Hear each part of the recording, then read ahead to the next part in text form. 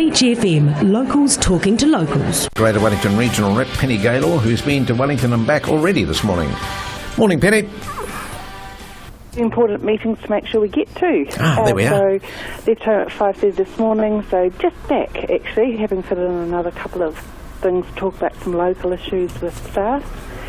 And really good meeting with the Minister because, there's an awful lot of us to be talking to the new Minister about in terms of public transport. And so really grateful for that opportunity.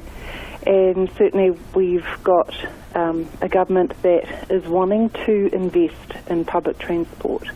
And of course we in the Wellington region want a good share of that investment to come our way to make sure that we've actually got a great city, but also the great provinces up here, and public transport is a big part of that. So as we've talked about many times, Nigel, the extension of the train services up through the coast is of course a big topic for us here in Kapiti, but it certainly is on the radar for those in Wellington and certainly for those in government.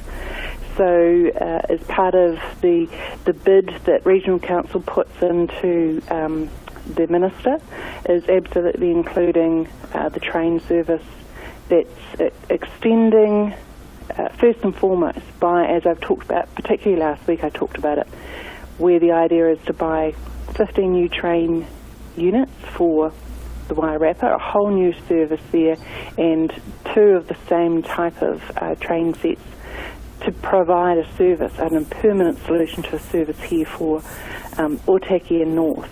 And so there's that, and of course part of that business case includes the long-term picture for electrification. So certainly there was no particular conversation about, how that could look.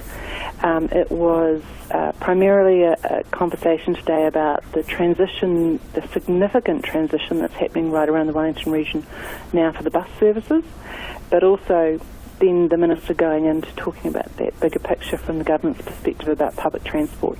So very valuable conversation for us here in Kapiti. Did he mention anything about the Otaki to North Libin Expressway? Did anybody question him on that? Well, we didn't talk roading today. As you can appreciate, these meetings need to be really focused on particular things.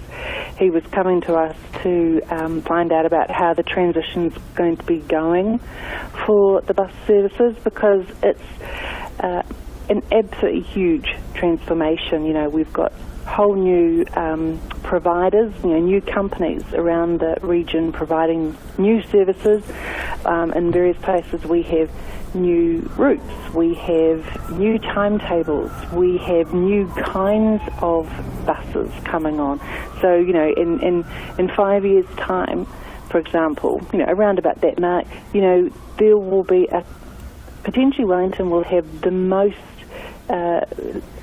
efficient bus service in the country in terms of actually providing a network that's got a whole lot of electric buses.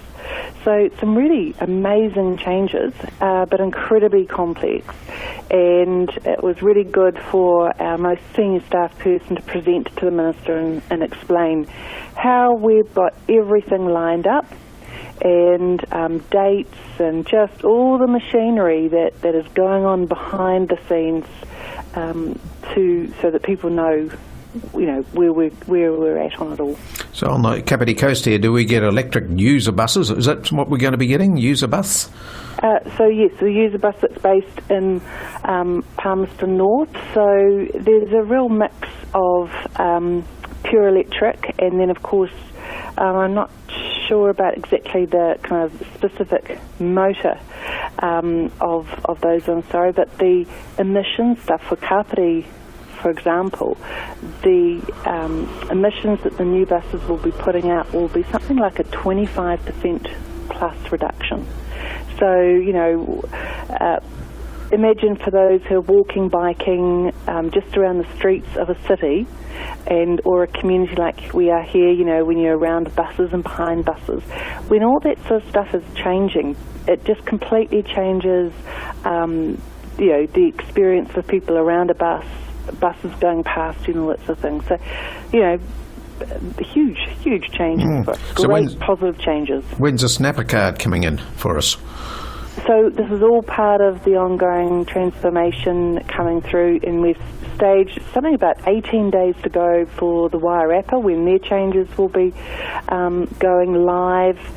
And then, of course, then the hut, and then us, we're about mid-July. Okay.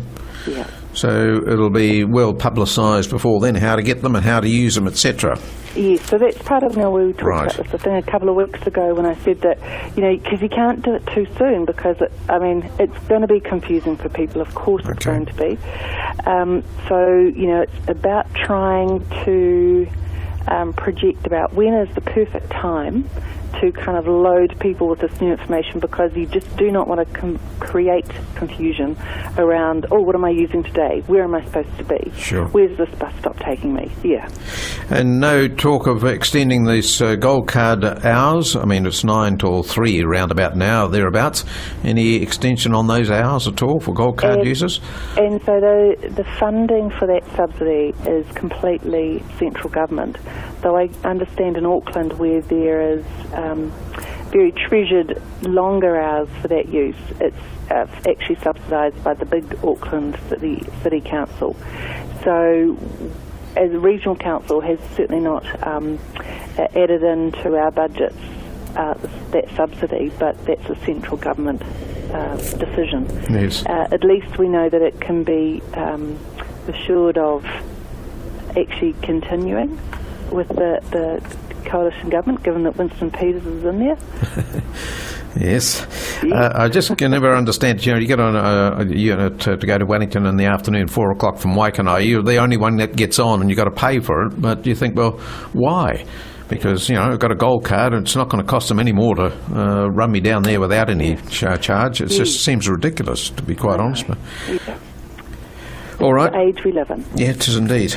All right. Indeed. Thanks very much for that, Penny. And we'll have a chat next week if we can. Great. Okay, take care, everybody. Will do. Penny Gaylor, Greater Wellington Regional Rep here on Beach FM. 106.3 Beach FM.